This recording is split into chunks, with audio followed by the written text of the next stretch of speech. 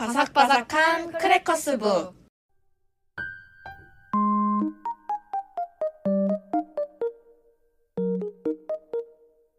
안녕하세요. 안녕하세요. 저희가 또 돌아왔네요. 네, 돌아왔습니다. 네, 어떻게 지내셨나요, 지연 작가님? 네, 저는 요즘에 검은색 모자와 회색 모자에 꽂혀가지고요. 네. 밤톨 같은 모자를 쓰고 다니면서 작업을 하고 있습니다. 약간 힙스터 같아요. 아, 그럼 다행이네요. 네, 그럼요. 글지원 작가님 어떻게 지냈어요? 저는 12월, 1월 동안 이제 몸이 조금 안 좋아가지고 네. 많이 치료를 받다가 이제 슬슬 운동을 다시 시작해 보려고 하는 중입니다.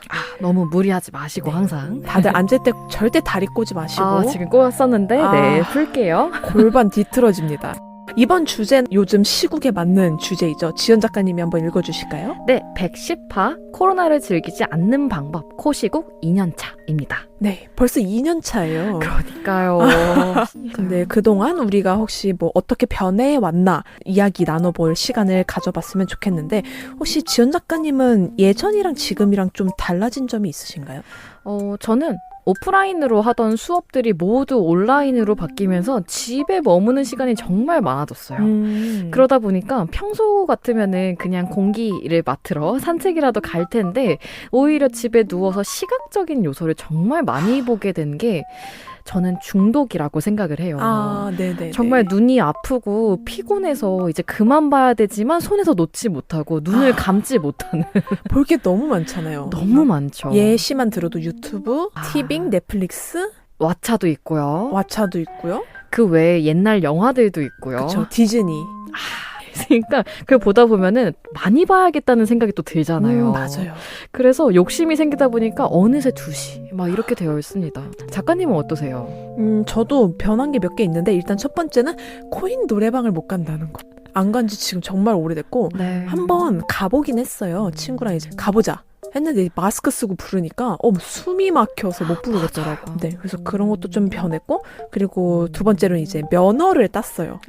맞아요. 저희 둘 다 차를 갖고 다니고 그쵸. 있죠 지금. 옛날에는 그냥 뭐 어디든 갈 수 있고 어디든 바깥에 있을 수 있었는데 이제는 영업이 좀 중지가 되고 이러고 나면 친구들이랑 보낼 시간이 없으니까 외곽으로 이제 드라이브를 간다거나 뭐 이런 식으로 시간을 보내는 것 같고 또 좋은 점 중에 하나였던 거는 아프면 쉰다는 거. 이제 저희가 사회적으로 그 캠페인을 엄청 많이 했잖아요. 아프면 출근하지 말고 집에서 쉬어라. 맞아요. 근데 그게 2년이 지나니까 저도 좀 아플 때 이거 혹시 코로나면 나도 힘들고 남한테도 피해니까 좀 쉬자. 이게 좀 좋아진 것 같아요. 맞아요. 그리고 사실은 전에는 저희가 YOLO라고 해서 아시죠? You only live once라고 해서 우리는 한 번만 산다. 해서 행복을 가장 중시하고 소비하는 태도가 좀 각광을 많이 받았었는데 요즘에 기사도 많이 그렇고 다른 사람들의 이야기도 보다 보면은 현재의 행복을 찾을 수 있는 그 무엇이 무엇인가에 대해서 많이 고민하고 있다고 해요. 그래서 지금 바로바로 진행하는 소비도 이제 어떤 소비를 할 것인지 이제 어떤 게 합리적이고 그리고 지금의 행복한 소비인지 많이 고민하는 시기가 됐다고 해서 또 코시국 2년차가 되다 보니까 이런 부분들이 좀 많이 바뀌었겠구나 싶기도 합니다. 네네. 아마 여러분들도 들으면서 좀 나도 이런 게 변했구나 라고 느끼는 점이 있으실 것 같기도 하네요. 맞아요. 또 뭐가 있을까요? 우리 청취자분들이 느끼시는 코시국 2년차 모습은? 저는 일단 옛날에 배달을 시켜 먹어본 기억이 별로 없거든요. 저도요. 근데 배달을 엄청 시켜 먹었었어요.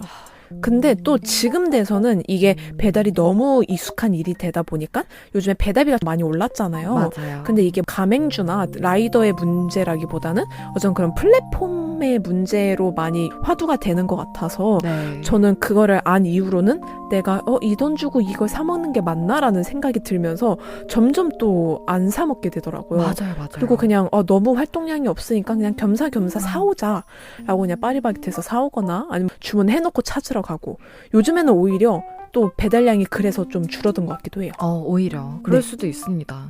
전 높아지는 배달료를 보면서 가서 먹어야겠구나 이것도 있고 그냥 안 먹어야지. 맞아. 진짜로. 네, 오히려 거르게 되더라고요. 그래서 그냥 이제 어머니금 계란이라든지 고구마 같은 거를 삶아두시는 저희 집인데 항상 상시 구비가 돼 있긴 해요. 구황식물. 네, 되게 좋아하셔가지고 두면은 그냥 그거를 먹으면 또 배가 안 고파요. 사담이긴 한데 지연 작가님 집에 갔을 때 계속 음식이 나오는 거예요.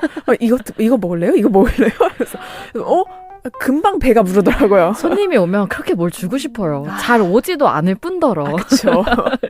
네, 코시국이다 보니까 누굴 초대할 일이 거의 없잖아요. 맞아요. 그래서 정말 그지마 작가님도 어쩌다 지나가다가 한번 오셨었는데 그렇게 뭘 주고 싶더라고요. 많이 먹었었죠. 아유, 다행입니다. 네. 개인적인 변화라면 이런 게 있지만 사실 코로나로 인해서 비대면이 늘어나고 사회의 맹점이 좀 드러난 계기도 많았던 것 같아요. 예를 들어서 정인이 사건 같은 거 통해서는 가정폭력에서 얼마나 아동들이 취약한지 그런 게 많이 드러났던 것 같기도 하고 네. 또 아무래도 사람끼리 말하면서 바이러스가 전염이 되다 보니까 키오스크 같은 것도 많이 늘어났는데 저희 어머니도 맥도날드에서 키오스크를 하다가 막 아유 너가 해봐 막 이러시는 거예요. 맞아요. 너무 어려우니까 선택 사항도 너무 많고 근데 최근 기사를 보니까 노인 인구가 많은 일본에서는 되게 키오스크를 잘 쓴대요. 그게 그분들이 이제 쓰기 편리하게 아예 만들어졌고 대중화가 많이 됐는데 우리나라는 그런 면에서 또 이게 조금 아직 변하고 있는 중이 아닌가. 네. 그리고 기업이 확실히 신경 써야 될 요소인 것 같아요. 맞습니다. 평생 20, 30대만 그 음식을 먹을 순 없잖아요. 맞아요. 그래서 그것도 좀 신경 쓸 문제인 것 같기도 하고 또 온라인 수업을 하게 되면서 집에서 이제 PC를 통해서 수업을 들어야 되는데 환경이 좋지 않은 학생의 경우 당연히 PC가 없을 수 있는 문제인데 그래서 그런 걸로 인해서 교육의 질이 너무 현격히 차이 난 게 제 현재 교사로 일하고 있는 친구도 좀 느꼈다고 하더라고요. 그래서 맞습니다. 좀 그런 문제가 드러났다는 점에서 고치면 좋지 않을까. 이제 네. 남은 기간 동안. 그럼요. 네네 그런 생각을 좀 해봤습니다. 코시국을 거치면서 안 보이던 문제들이 조금씩 보이는 거 그리고 알고 있었지만 현저히 느껴지는 것들이 많아지는 것 같아서 네네. 또 다양한 방법들을 강구한다면 좋지 않을까 생각이 듭니다. 네. 그래서 저희가 이제 코시국 2년차에 대한 소감 네. 한번 이야기를 해봤고 이번 책 소개는 그럼 지연 작가님이 먼저 해주실까요? 네. 저는 코시국 2년차가 되니까 집에 있는 시간이 길어졌잖아요. 그래서 그냥 거실에 앉아있다 보니까 식물에 눈에 들어오게 되더라고요. 그래서 어느 날 어머니가 덩굴 식물인 아이비의 일부 줄기를 잘라서 텀에 넣어서 제 방에 갖다 두셨더라고요. 네네. 그래서 이거를 보고 이거를 내가 키울 수 있을까라고 생각을 했던 게 계기가 돼서 오늘의 책을 갖고 오게 됐습니다. 저는 니은기역 출판사에서 출간된 정청라, 보파, 최성현 등 9명의 공저로 출간된 살자 편지, 기후위기를 걱정하는 어린 사람들에게 작은 농부들이 들려주고픈 이야기라는 책을 소개드리려고 갖고 왔습니다. 네네. 책 앞쪽에 일러두기에서는요. 책 속에서 지칭하는 작은 농부에 대한 이야기가 쓰여져 있는데 이 책에서는 할 수 있는 한 자연을 해치지 않으며 에너지를 적게 써 농사 짓고 몸과 마음으로 자립하려는 애쓰는 사람을 모두 아울러 작은 농부라고 부르겠습니다. 고 되어 있었습니다. 네. 저희도 어떻게 보면은 농부라고 얘기를 할 수 있을 것 같아요. 그쵸. 그죠? 어떻게 하면 조금 더 나은 환경을 만들 수 있을까 하는 생각들을 갖고 있다 보니 이렇게 얘기할 수도 있을 것 같습니다. 그러면은 이게 실제로 농부처럼 살고 계신 분들의 이야기를 하나하나 엮은 거 맞죠? 맞습니다. 17쪽에서 기후위기를 두려워하면서 살고 싶다고 외치는 건 인간만이 아니다. 지구도 말하고 있다. 어쩌면 누구보다 먼저 가장 고통스럽게 말하고 있었는지도 모른다. 문장이 되어 있었는데요. 네. 이런 기후변화라든지 지금 농부로서 살고 계신 분들에게 작은 농부들에게 전하고 싶은 이야기를 편지로 받아서 엮은 책이 바로 이 책입니다. 책 속에는 작은 농부들이 현재의 상황을 살아가고 있는 방법에 대해서 이야기를 간직하고 있는데요. 295쪽에 소개된 베이슬 농부님의 지속 가능한 지구 생활, 다양성을 만나는 일부터라는 목차가 있는데요. 이분은 전라북도 진안의 아름다운 계곡마을에서 농사짓고 사는 작은 농민이라고 소개를 해주셨고요. 풀 키워놔서 내년 농사 어찌 지을래? 라고 하시는 할머님께 매번 혼이 나면서 아침을 맞이한다고 하십니다. 아직 그 할머님이 보기에는 이제 할 일이 많은 그죠. 젊은이니까 내년 농사는 또 어떻게 지을 거니? 라고 하시는 그렇죠. 맞습니다.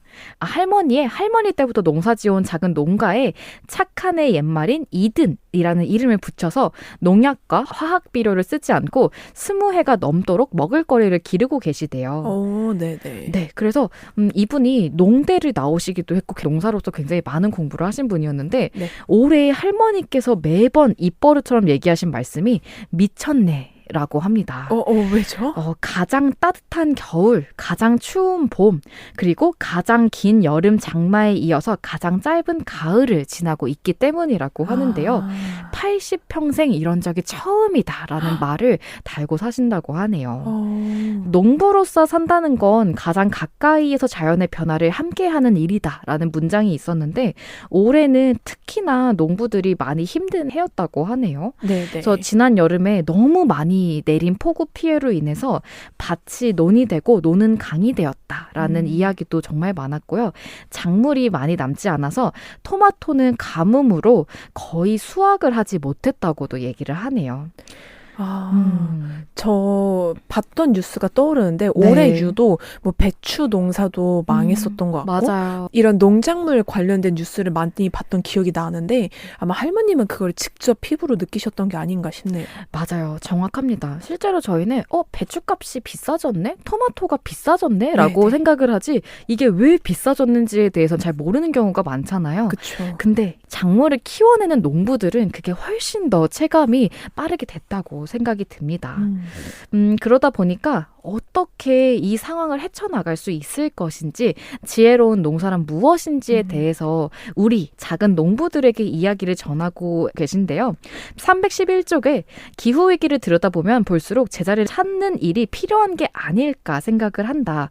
흙으로 돌아가면 다시 멋진 먹을거리가 되는 오줌이 물로 들어가 오염을 일으키는 일이나 흙 속에서는 많은 것을 구성하는 단연한 구성원인 탄소가 공기 중에 많아져 지구를 더 덥게 하는 일들을 보면 결국 쓰임과 가치를 지닌 제자리로 다시 돌려보내는 일이 지구와 함께 살기 위해 지금 가장 필요한 대안이 아닐까라는 문장이 있었습니다. 완결이 너무 완벽하네요. 네. 그래서 안에 보면 이렇게 흑백으로 직접 수확한 작물들의 모습들을 사진으로도 넣어두시고 자신의 모습도 넣어두셨는데요. 네. 필요한 쓰임이 자신의 제자리로 돌아갈 수 있게끔 다시 인간이 만드는 것도 하나의 의무다라는 이야기를 전하고 있는 책이었습니다. 욕심 내면 안 됩니다. 맞아요. 지금의 편안함에 안주해서도 안 되고요. 그럼요.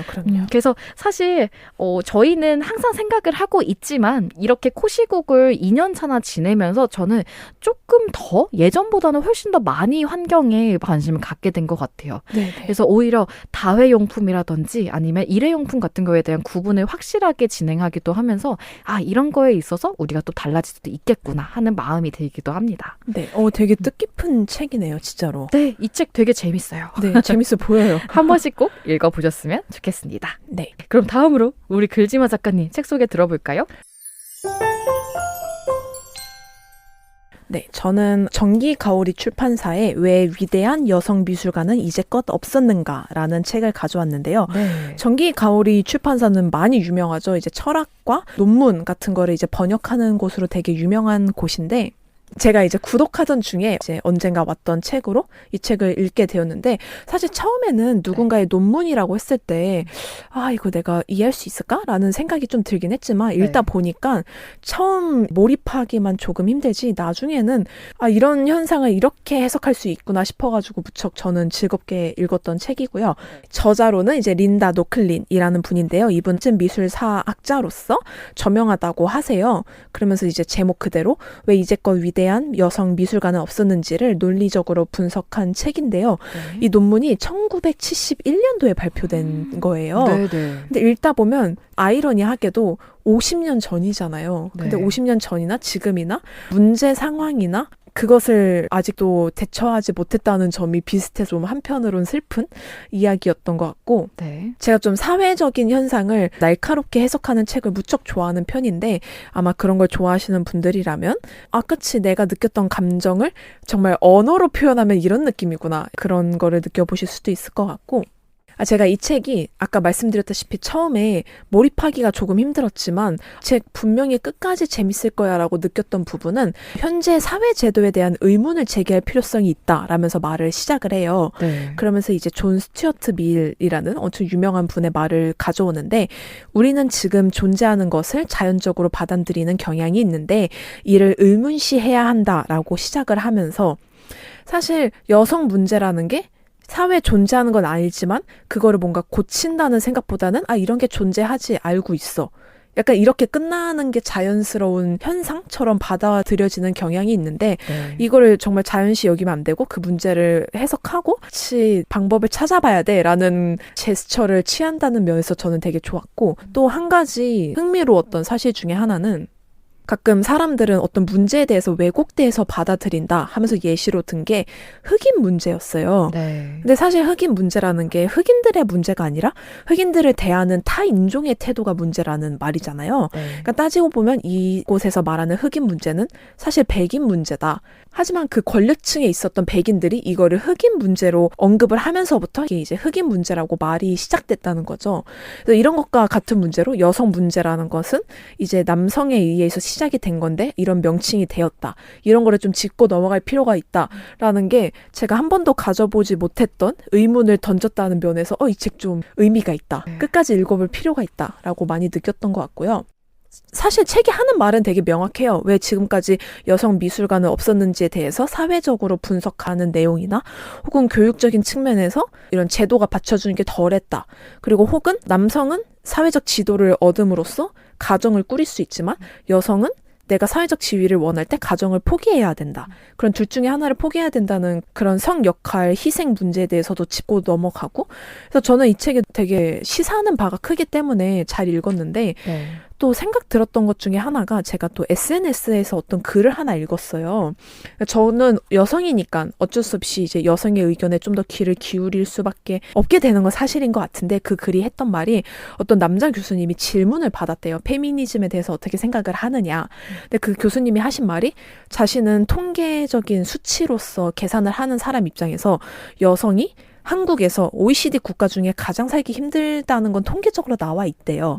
근데 다른 나라와 비교했을 때 다른 점은 우리나라는 남성도 살기 힘든 나라라는 거죠.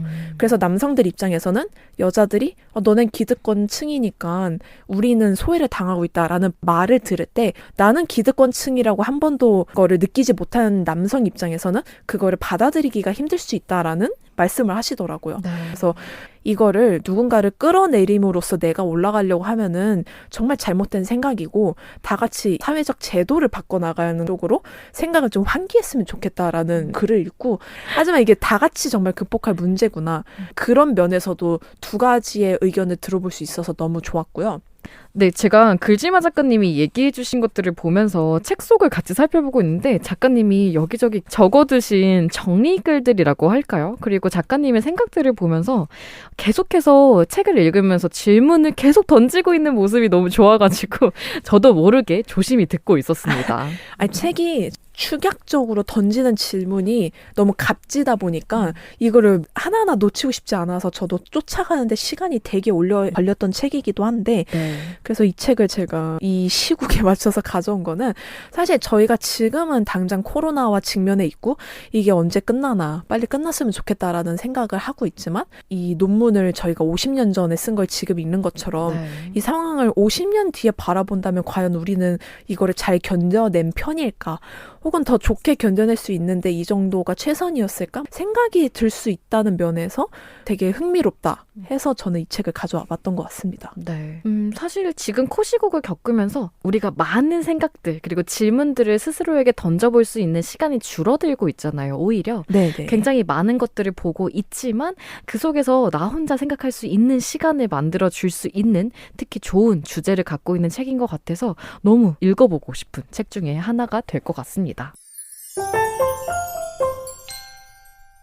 네, 그렇게 주제에 맞춰서 저희가 이제 두 권의 책을 소개시켜 드려 봤습니다. 네. 코시국 2년차라고 제목을 정했지만요. 어떻게 보면은 지금 계속해서 우리는 앞으로 나아가고 있는 중이니까 생각하는 이런 시간들을 가지면서 책이 조금이나마 도움이 되었으면 하는 바람을 갖고 주제를 맞춰보도록 하겠습니다. 네, 그리고 다음 주에는 저희가 특별한 게스트님을 모셨다 보니 다들 기대 많이 해주시기 바라겠습니다. 네, 그럼 저희는 다음 주에 특별한 게스트와 찾아뵙겠습니다. 감사합니다. 감사합니다.